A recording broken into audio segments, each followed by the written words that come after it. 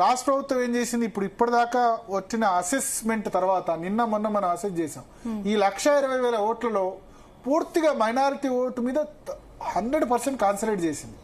Concentrate చేసి first ఏం చేసింది, ఓవైసీని నామినేషన్ రోజు రంగంలోకి దించింది.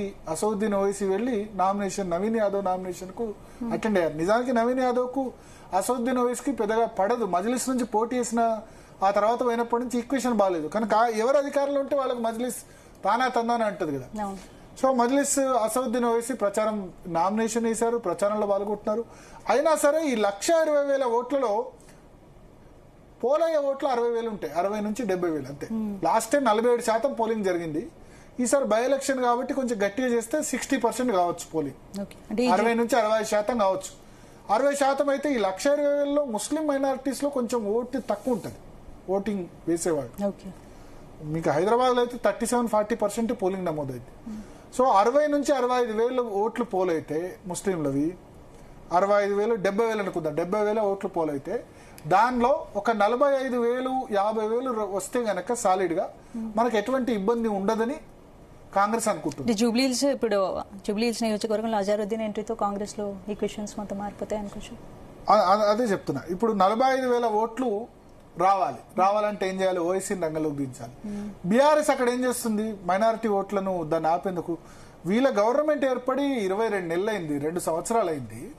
ఒక్క ముస్లిం ఎమ్మెల్యే కూడా లేడు, ఒక్క ఎమ్మెల్యే కూడా గెలవలే. వీళ్ళు టికెట్లు ఇచ్చారు కానీ అజారుద్దీన్కి ఇచ్చారు, ఇంకొన్ని చోట్ల పాత బస్తీలో వీళ్ళకి ఇచ్చారు. ఫిరోజ్ ఖాన్ 3,000తో ఓడిపోయినాడు నాంపల్లిలో, ఒక్క ఎమ్మెల్యే కూడా గెలవలేదు. ఎమ్మెల్సీ ఇప్పుడు అజారుద్దీన్కి ఇచ్చి మొన్న అంతకుముందు ఇచ్చారు, ఇచ్చిన దాన్ని కొట్టేశారు. అయితే ఎమ్మెల్యే కోటాలు ఎమ్మెల్సీ ఎవరికి ఇవ్వలే. టీఆర్ఎస్ ఏం ప్రచారం చేస్తుందంటే ఒక ఎమ్మెల్యే లేదు, ఒక మంత్రి లేదు, 2 సంవత్సరాలు అయింది, వీళ్ళే మైనారిటీలకు చేస్తారని క్యాంపెయిన్లు చెప్పడంతో డిఫెన్స్ లో పడి సడన్ గా ఆలోచనలు పడి ఇప్పుడు అజారుద్దీన్ కు ఇప్పుడు ఎమ్మెల్సీ ఎవరికి లేదు, ఎమ్మెల్యే ఎవరు లేరు, ఇప్పుడు ఎమ్మెల్సీ ఖాళీ అయ్యేది లేదు. ఇప్పుడు మంత్రి పదవి ఇస్తే గనక 6 నెలల్లోపు ఆయన ఎమ్మెల్సీ లేదా ఎమ్మెల్యే కావాలి. అజారుద్దీన్ డైరెక్ట్ ఇవ్వచ్చు మంత్రి పదవి, ఇట్లా చాలా మందిని డైరెక్ట్ గా మంత్రి చేసిన సందర్భాలు ఉన్నాయి. ఇప్పుడు హరీష్ రావు ఉన్నారు, 2004లో రాజశేఖర రెడ్డి మంత్రివర్గంలో డైరెక్ట్ గా మంత్రి అయినారు. తర్వాత సిద్దిపేట ఎమ్మెల్యేగా కేసీఆర్ రిజైన్ చేసిన వాళ్ళు గెలిచారు. సో అట్లా ఇప్పుడు ఎమ్మెల్సీ కాకుండానే, ఇప్పుడు ఎమ్మెల్సీ కాదు అజారుద్దీన్, కాకుండానే మంత్రి పదవి ఇవ్వచ్చు. కానీ ఇచ్చిన తర్వాత 6 నెలలలోపు ఆయన ఎమ్మెల్యే లేదా ఎమ్మెల్సీ గెలవాలి.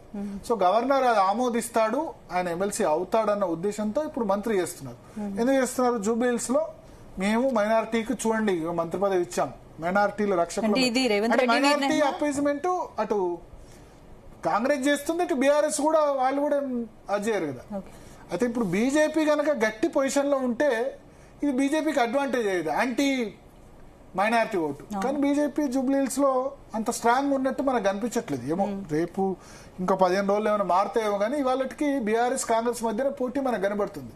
సో జరిగితే ఒక్క మైనారిటీ కోసం ఈ విధంగా చేస్తారని బీజేపీ దాన్ని ఏ విధంగా అయినా టర్న్ అరౌండ్ చేయొచ్చు.